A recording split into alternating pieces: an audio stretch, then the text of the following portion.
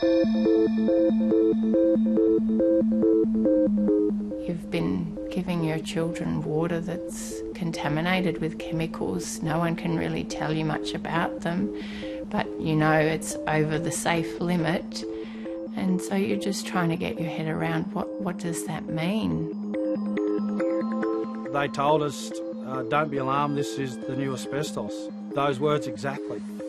And that being the new asbestos, don't drink the water, and more or less we'll get back to you on everything else.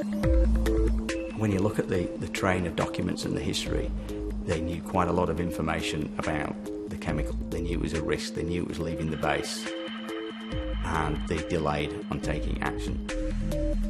That's just disgusting, really, isn't it? It feels a bit like we're collateral damage. It just really feels like our lives here really don't matter.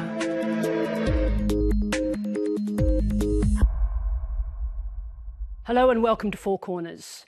Imagine being told you can't drink the water in your own home or swim in the local pool, or finding out that your home may be effectively worthless because your water supply has been contaminated for years by toxic chemicals.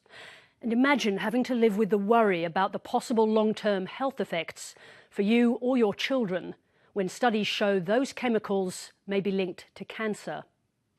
There are now thousands of families in communities around the country affected by an unfolding scandal over chemical contamination from Defence Force bases. The source of the contamination is a fire-repellent foam used widely in firefighting exercises as well as in real fires since the 1970s, in particular by Defence. A Four Corners investigation has revealed that the Defence Department knew about the dangers of the foam as early as 1987, but continued to use it for decades, and most disturbingly of all, deliberately withheld the knowledge from the public. Reporter Linton Besser travelled to communities across Australia for this report. His investigation begins in the Northern Territory town of Katherine, which sits next door to the Royal Australian Air Force Base, Tyndall.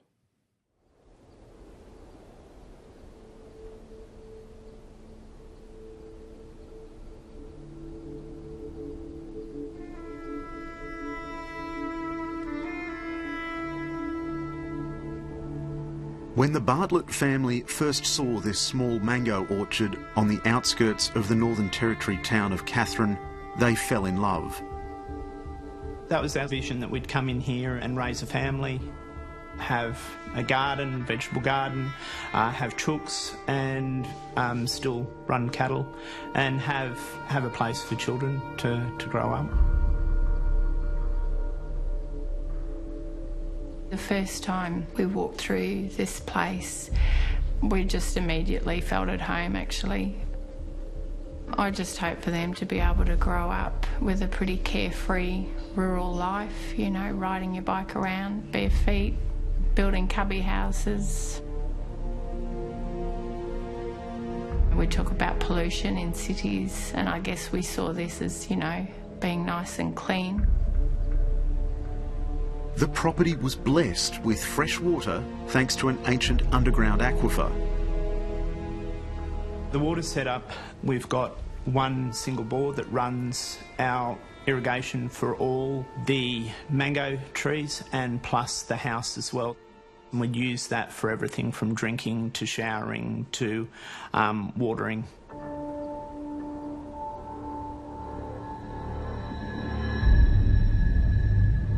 That all changed last year after Kirsty Bartlett, while she was teaching at the local preschool, received a disturbing call. On the other end of the phone was someone from the nearby Royal Australian Air Force Base, Tyndall. It was a lady from the RAF, and she asked if she could have permission to test the water. She was a bit confused at the time because she was wondering why they wanted to test the water at the preschool, and they clarified it and said, no, we really want to test the water on your property. Well, we sit on 37 acres. We've got... A few weeks later, Defence contractors came to test the Bartlett's drinking water. Basically, this water comes directly from the Tyndall aquifer. I think it's one of the largest aquifer in the Northern Territory. So this is where Defence came to do the testing? This is it, Linton. Yep. The test results were a shock. The family's bore was contaminated with toxic chemicals, and they were told they could no longer drink the water. We were devastated from the point that you've lost something, you've lost an independence of being able to turn on and tap and not have contaminated water come out through that. We felt that we'd had something torn away, virtually. Not only was their water contaminated, but so too was their soil and their fruit. You've been giving your children water that's contaminated with chemicals. No one can really tell you much about them, but you know it's over the safe limit. And so you're just trying to get your head around what does that mean?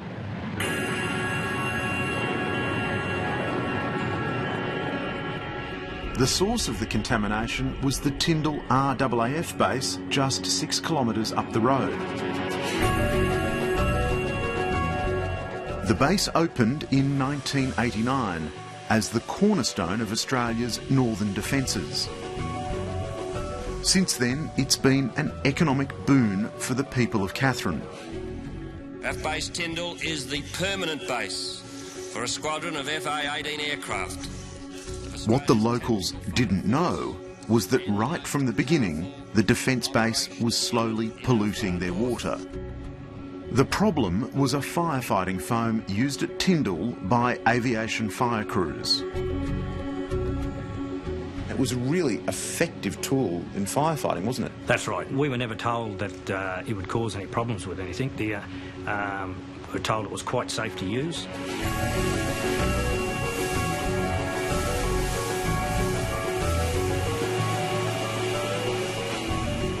Fire repellent foam has been used around the world by civilian and defence firefighters since the 1970s.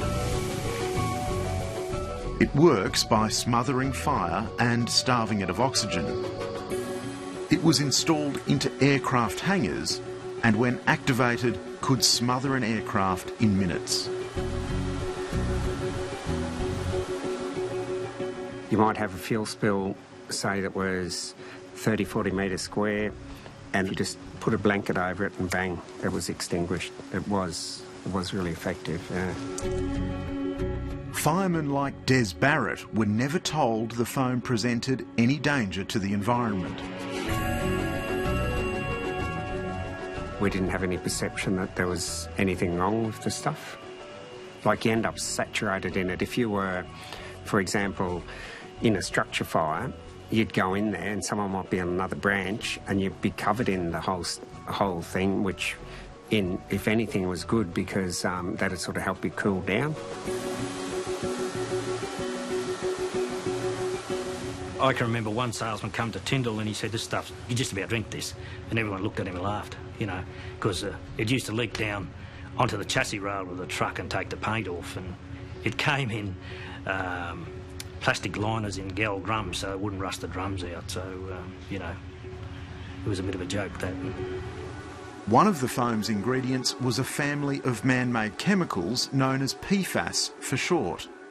The chemical compounds have been used in a wide variety of products around the world and are resistant to heat, water and oil. Scotchguard, carpets, furnishings, clothes, and also, as we know, in firefighting foams. And that's essentially why we find them in our bodies now, because they've been used so ubiquitously and now they are in the environment. PFAS chemicals accumulate in water, soil and in the food chain. Most people have trace amounts of these chemicals in their blood. In larger quantities, the chemicals can be hazardous. They barely can't be broken down in the environment. They stay in the human body for many, many years. If you continue to be exposed, let's say, from PFAS in drinking water, you will build up the concentrations in your body. And with time, something may happen, some adverse effects to your health. We're concerned about the long-term adverse effects on human health. Based at Harvard University in Boston, Professor Philippe Grandjean is an internationally recognised scientist who has studied PFAS chemicals for a decade. Let's look at the PFAS data. He says a major epidemiological study in the United States linked one of the PFAS chemicals to 6 human diseases, including 2 types of cancer. The C8 panel also listed particular cancers, namely testicular and kidney. And I think today we would also list prostate.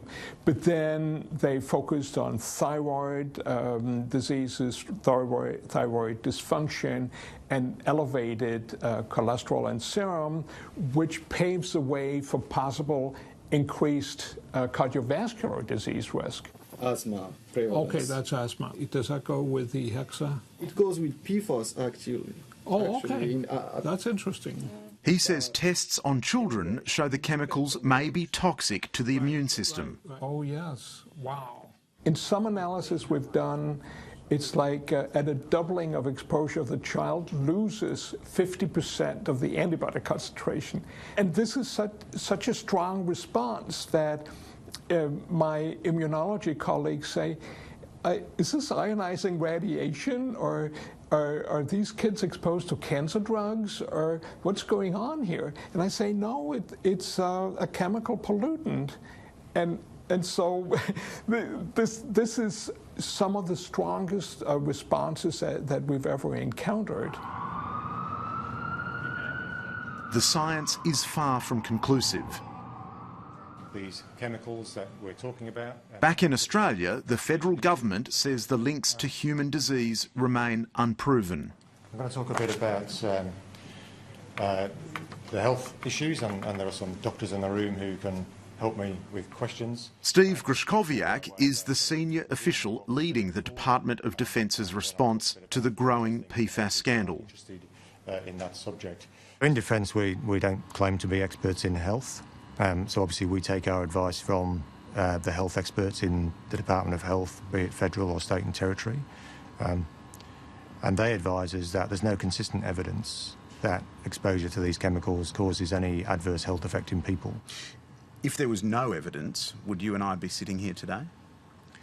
That's a hypothetical question that I can't answer. My point is that we will always be able to find uncertainties. And if that is the kind of judgment we want, we will never be able to regulate anything. So we have to strike a balance here. And for me, I think the balance has tipped. We have to do more to protect humans against these exposures.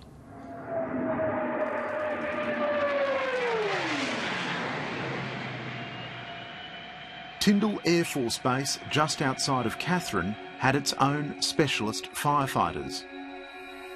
Former Flight Sergeant Brian Rigglesworth was among those first posted to the base.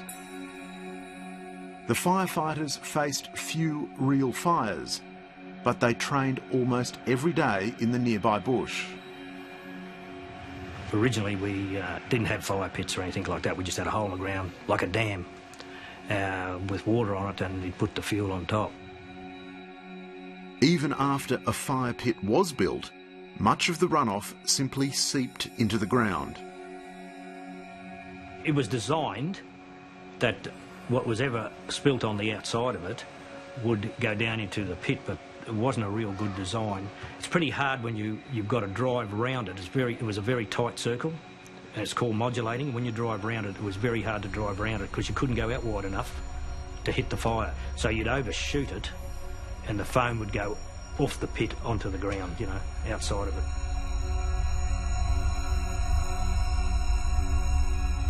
The firefighting vehicles had to be prepped and ready for an emergency at any time.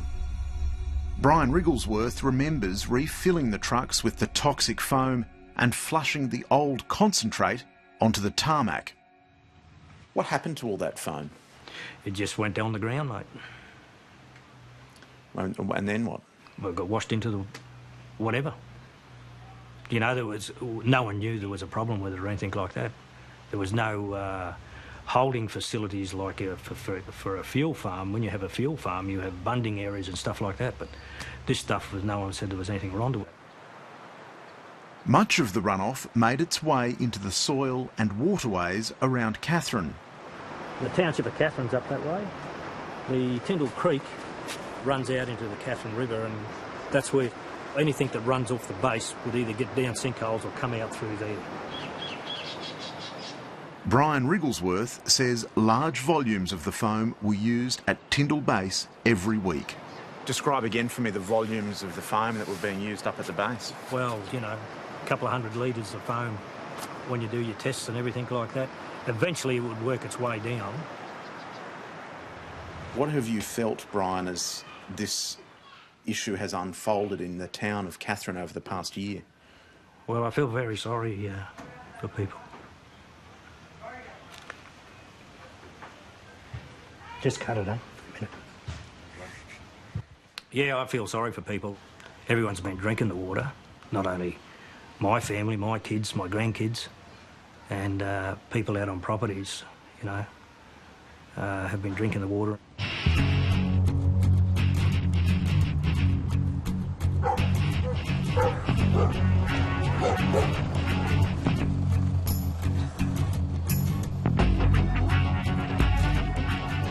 Defence has so spoiled Katherine's aquifer, it now has to deliver boxes of water to more than 50 families living on rural blocks on the outskirts of town. For the past year, the families have had to rely on these deliveries for drinking and cooking. It took a bit of getting used to, and there were certainly a few mistakes made in the beginning of where you just automatically go to fill up a saucepan at the tap and cook the pasta in it and serve it before you sort of wake up late at night thinking, oh God, I didn't use the boxed water, I used our tap water. You sure you didn't want one? At about the same time as the Bartletts discovered their water was contaminated, Kirsty was diagnosed with thyroid disease. There's no way to know what caused it, but it is an illness identified in one major study as having a probable link to PFAS chemicals.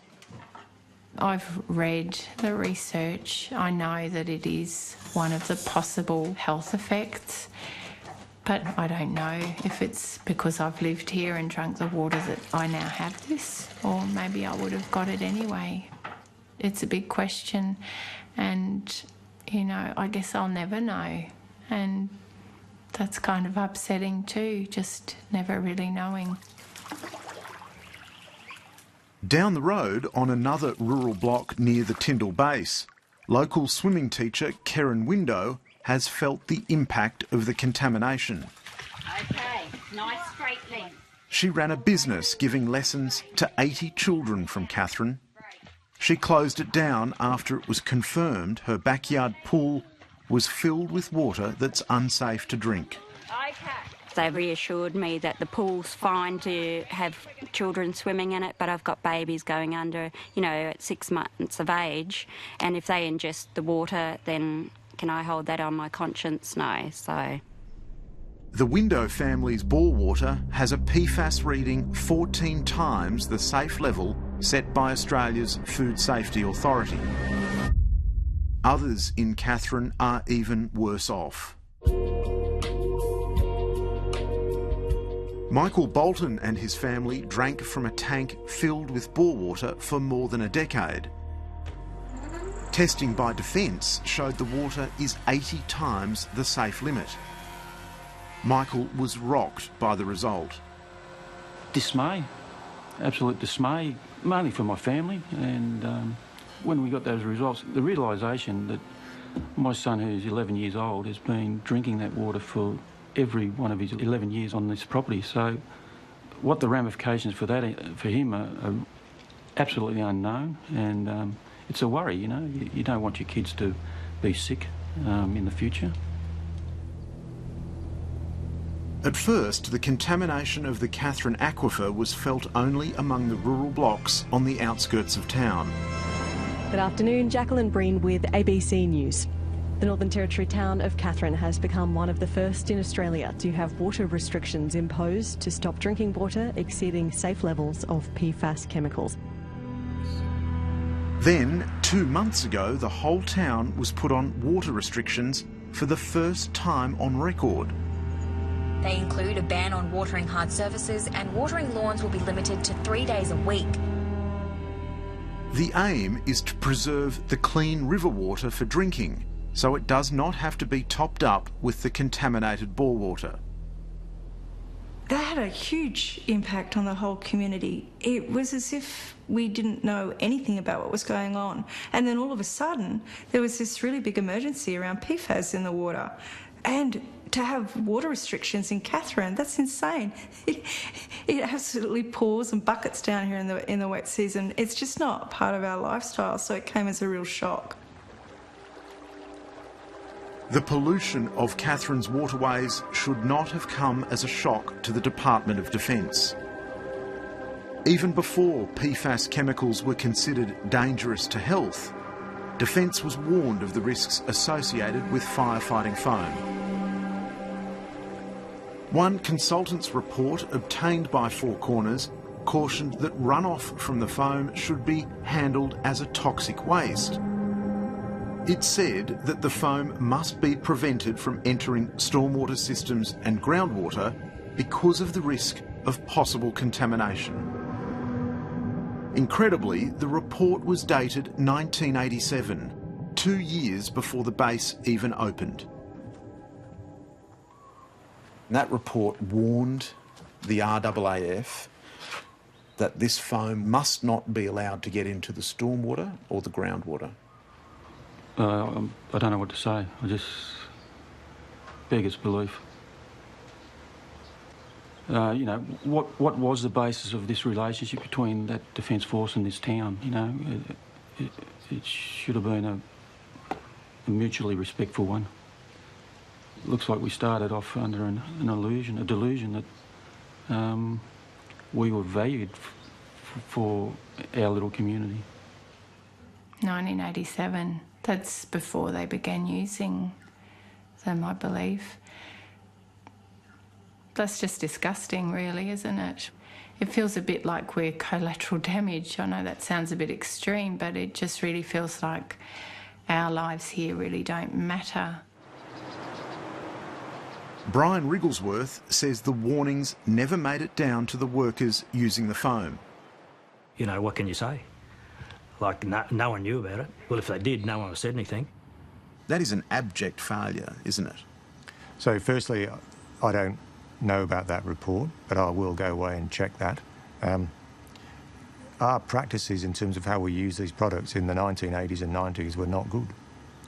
We now know that.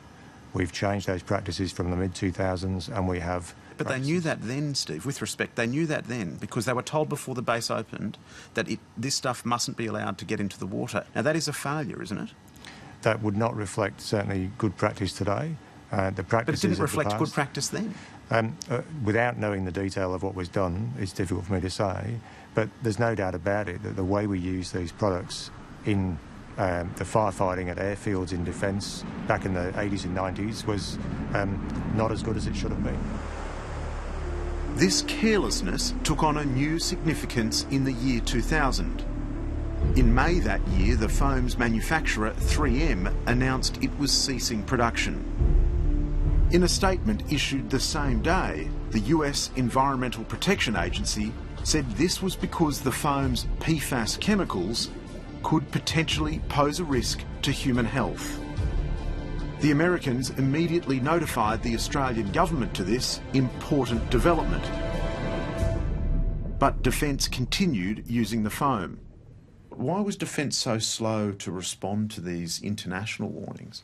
Well, the short answer is I don't believe that anyone in the Defence Organisation was aware of them. That information was coming into different portals in different places in the government, and it, may not have necessarily been passed on to the right people within, Defence, which is a very large and very complex organisation.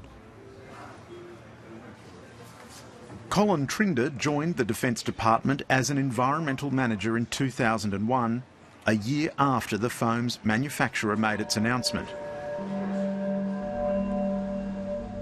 He and his team investigated use of the foam across defence sites, and in 2003 produced a report which confirmed there were significant environmental concerns. Wastewater was disposed of onto grassed areas, released into stormwater drains, possibly contaminating soil, surface water and groundwater. The defence report rang alarm bells because it also noted that the chemicals in the foam had been implicated with a variety of cancers and toxic health effects in humans. My first reaction was that I was horrified that this chemical was in such widespread use across defence and that we didn't have in place the appropriate measures to manage the potential risks both to our people and to the environment. The internal defence report was kept quiet, but the department finally took action. It decided to phase out the foam, though it would take at least another 7 years to stop using it altogether. The concerns were not made public. It was quickly evident that that product had been in widespread use across all of the defence estate where firefighting training was taking place, and that there was a likelihood that there would be similar sorts of contamination effects at all of those sites.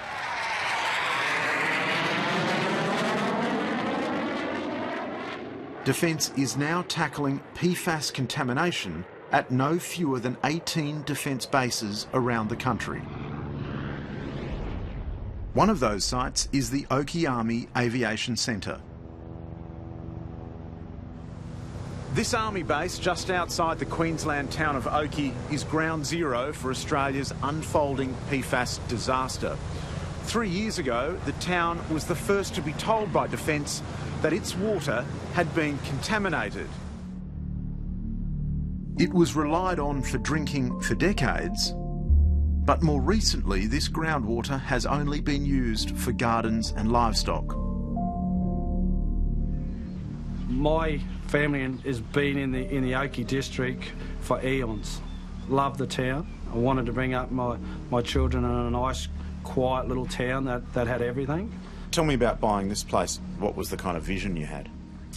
To make it better, to make it a little paradise, a little oasis, to provide for them, just to make a future. Try to become a horse trainer, not an easy profession. You definitely need a good property to do that.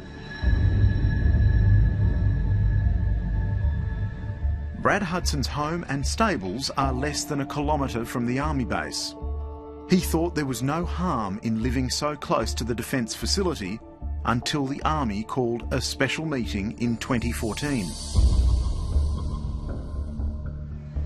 They told us, don't be alarmed, this is the new asbestos. Those words exactly. That was them giving a determination on how bad these foams were and that we had to pay attention to what they were telling us. And that being the new asbestos, don't drink the water. And more or less we'll get back to you on everything else. So yeah, mate, we're just petrified. Defence told a public meeting in 2014 in Oakey that this was the new asbestos. I'm aware of that statement that was made by one employee in the Department of Defence. That individual was not qualified to make a statement like that. He shouldn't have said what he said. It was like an electric shock to the people listening. It was a most regrettable occurrence, I have to say. This is the easement that comes directly off the army base. At the back of Brad Hudson's property, there's a drain that he says carried the toxic chemical off the base and almost to his back door. Every rain event, every time it rained, that it was significant enough to make this easement flow and to just crop up. Until about a decade ago, he remembers the gully filling with foam. Just white foam, white, dirty type foam, and probably get to about this height. And then the wind would pick it up and blow it all over the house and everywhere else across my property. Last year, Brad's bore water tested 300 times what's now the safe limit. They should have known that using firefighting foam on bare ground is an environmental hazard and that it would be getting into the underground aquifers. Shine Lawyers' partner Josh Aylward says the Oakey case is an example of the top brass failing to heed warnings of the risks associated with the foam. He's launched a class action against Defence. Our statement of claim says that the Department of Defence was careless in their use of this product on the base, that they recklessly used it, and that they should have been taking more care in capturing this foam because they knew that it would get into the groundwater and that it would get into the environment and that it would get into the town of Oakey. The lawsuit alleges hundreds of families are financially worse off because of Defence's negligence. The Army base is directly north of me. Brad Hudson is the lead litigant. That's it. We joined up to the class action. We felt we had no other choice.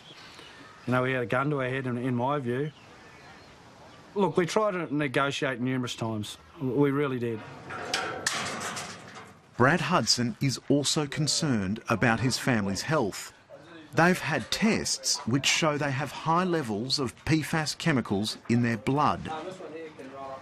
It's petrifying as a parent. I mean, I don't think any parent in Australia would want to be told that, especially their youngest daughter, who's only 4, has got those levels in their blood. I mean, you get on Google and see what it does to animals, and then to realise that your youngest has got those levels, half mine, at her age. Hope to God that she doesn't develop some type of childhood cancer down the track, courtesy of the Army and these chemicals. Just months before he was told his property was contaminated, Brad Hudson was in hospital with a diagnosis of testicular cancer. While it's impossible to say what caused the illness, it is one of the 6 diseases found to have a probable link to PFAS contamination in the key US study. There's just no family history of any cancers.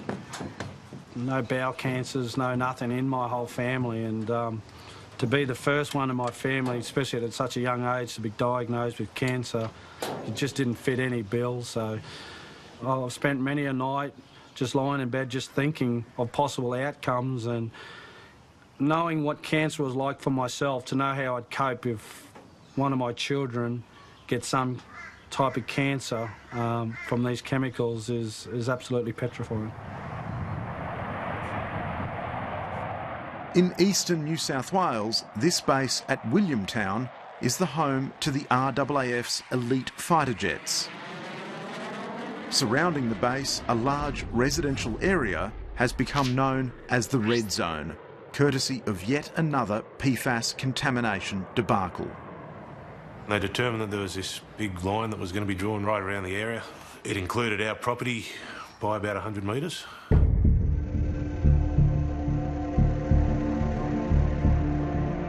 Mick Marshall bought his property near Williamtown to give his children room to grow and to have the space to establish his own trucking business.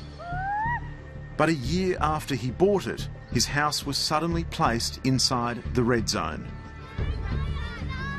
It was a boundary drawn in 2015 by the New South Wales Environment Protection Authority, which indicated the extent of the PFAS leak from the base. Now, if someone was to buy or purchase our property, it would say in the paperwork that we were now under a long-term investigation for chemicals leaking from the RAAF base Williamtown. The shock turned to anger when locals learned Defence first knew that contaminated water was running off the base more than 3 years before it admitted so publicly. Information became available to Defence. Professor Mark Taylor was appointed by the New South Wales government to investigate. Contaminated with the PFAS. He found evidence that Defence wanted the contamination kept quiet. They wanted to keep the matter under wraps, so to speak, i.e. they didn't want to go public on the issue. So your original question was, when could the public have been informed? And I think that's a good date. Early May, 2nd of May 2012, when it was clear that the contaminant was leaving the base. In a critical email on May the 2nd, 2012, Defence revealed to the EPA elevated levels of PFAS in the stormwater leaving the base. In a follow-up meeting a week later, Defence demanded its information be kept under wraps. The EPA recorded what occurred in this internal email, which said, "The Department of Defence has insisted on confidentiality at this point." You insisted on confidentiality at that meeting? I'd have to go and have a look at what was actually insisted upon. It would be normal for us to have confidential conversations with authorities about a range of issues. But if Defence knew that this toxic chemical was leaving its land, isn't it the case that the people that live in those areas have a right to know what's happened? I think today, with the knowledge that we have, I think we'd have done things differently. I think of that there's no doubt. I think if we had our time again, should we have told the community back in 2012, in the middle of 2012? We probably should. Compensation for their... Nick Marshall bought his property near Williamtown in 2014, 2 years after that secret meeting. When we discovered they'd done that, that was the biggest kicker, because 12 months before we'd bought this property, and we'd done all the usual checks and nothing was in there. As it turned out, they knew about it long before that. That's probably been one of the biggest bones of contention as part of all this, is that they let me move my perfectly healthy family up into this red zone. I acknowledge that this issue is difficult for a lot of people. It causes significant worry and stress. He's angry about not having the knowledge at the time he purchased the property. Now, these are regrettable situations that people find themselves in. I understand that people would feel let down. There's no doubt about that. But the issue now is that from where we are, it's about how do we clean this up? And that's what we're focused on at the moment. It would take 3 years and pressure from the EPA for Defence to finally tell the people of Williamtown it had polluted their water. Mark Taylor says that was 3 years too long. Why was Defence reluctant to come forward? The reason that they put forward is that they didn't feel there was enough information yet. And I don't see how that could be the case. It was evident, it was pretty much everywhere downstream and down gradient of the aquifer. There was enough information to tell people that there may be a risk of harm. Nick Marshall and hundreds of others living around the Williamtown base have joined a second class action against Defence. They're seeking compensation because they say their homes have been devalued. Nick Marshall says he couldn't even get a small loan against his house to renovate his kitchen. They wouldn't lend us some money against our property that we owned outright, which was worth significantly more than what we were trying to borrow. And just tell me the amount that you wanted to borrow, because it is so small relative to... 20,000. It was for a new kitchen, $20,000. That was all we were looking to borrow. The government is defending the litigation, denying those claims for financial relief. Is Defence looking down the barrel of a very big damages bill? I am not the judge, but I wouldn't want to be Defence. Why not? When you look at the train of documents and the history, there have been significant delays. They knew quite a lot of information about the chemical. They knew it was a risk. They knew it was leaving the base. And they delayed on taking action. And indeed, the evidence shows that they were resistant to actually informing the public.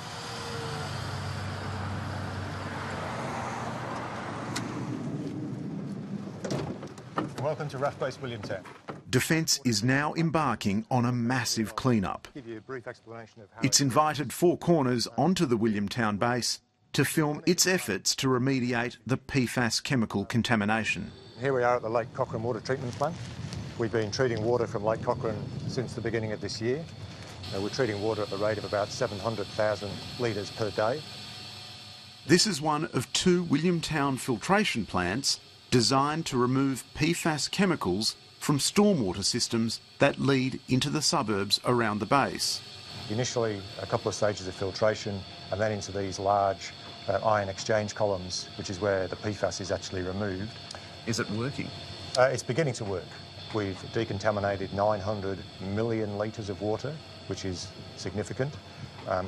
We know that we've got a long way to go in terms of a total decontamination process, but we've started that process.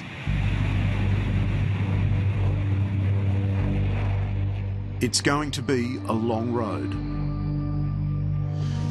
2 years after Defence finally came clean with Williamtown, the contamination is still leaking off the Air Force Base. This is one of several major channels which continues to drain runoff into the surrounding suburbs. Four Corners commissioned a laboratory test of the water flowing off the base just 3 weeks ago. At Dawson's Drain, which runs through rural blocks to the south, the lab results show PFAS at 18 times the safe drinking level. And in Moore's Drain, which snakes its way through homes east of the base, the PFAS recording was 12 times that safe level. Has the contamination been contained at Williamtown? In terms of contained on the base, obviously not, because we know from our investigations that there is PFAS chemicals in the ground and surface water off the base in the investigation zones. When you look at the chronologies... New South Wales Chief Scientist Mary O'Kane is not convinced by Defence's efforts. At the moment, we're not reassured that there won't be more PFAS coming off the base and into the surrounding area, and we're not convinced that the remediation plans to date completely will lead to remediation, so that, let's say, in 2025, 2030, we can say that's PFAS-free to within tolerable levels. You know, you can treat some of the water in the drains, but there's several of those going off the base, and it's in the groundwater. It's just so expensive. It's so complicated. So the groundwater itself, I've got no idea how you can remediate that. I don't think you really can. It's not a practical option.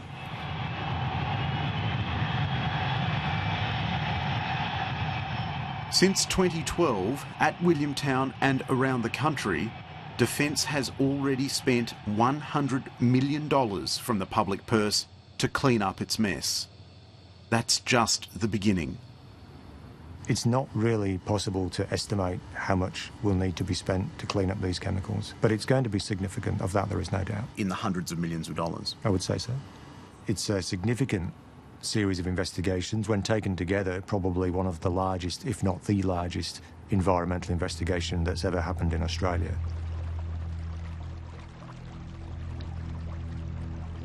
Australia is only beginning to understand the scale of this pollution outbreak. PFAS chemicals have now been detected in more than 70 sites around the country. Many are at civilian fire stations and airports. It's Defence bases, however, which have been hardest hit. This is potentially a very large liability issue, and you know, because of the contamination that's occurred. And it's going to take a very long time to work through all of the issues that are associated with that. It could cost, you know, billions of dollars to try and, you know, solve this problem.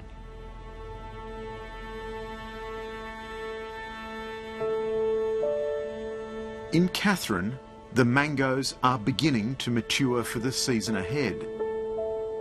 But this year, the Bartlett family will let them rot on the ground.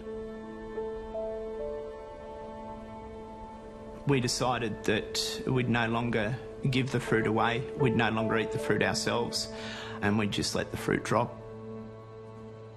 You live with these trees around you, they produce once a year. Devastating, you know. Not to be able to do anything with that fruit is just a travesty. We just let it drop on the ground up here. The people of Katherine, Oakey and Williamtown trusted the military to protect them. But by failing to heed its own warnings and by failing to come clean earlier about the damage it had caused, Defence has abused that trust. This block of land had been our home It had been this beautiful place and all of a sudden it was tainted. It was like it was tainted. It wasn't what I thought it had been. It felt like a real betrayal, actually.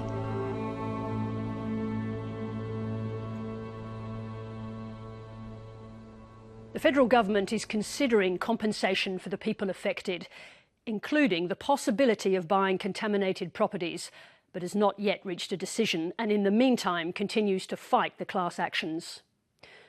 Next week, she could have been the first woman president of the United States, but Hillary Clinton lost the election by a small margin in key states to Donald Trump. Now, as a series of investigations is underway into Russia's interference in that election, Clinton gives her first Australian interview about what went wrong. We'll leave you with a preview.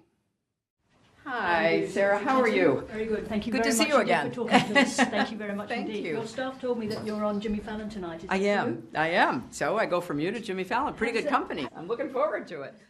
You've described Trump as a clear and present danger to the US. Is he the most dangerous president you've ever had?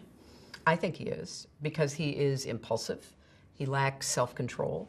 He is totally consumed by how he is viewed and what people think of him. He is vindictive. Should we be worried in Australia? I think the whole world should be concerned.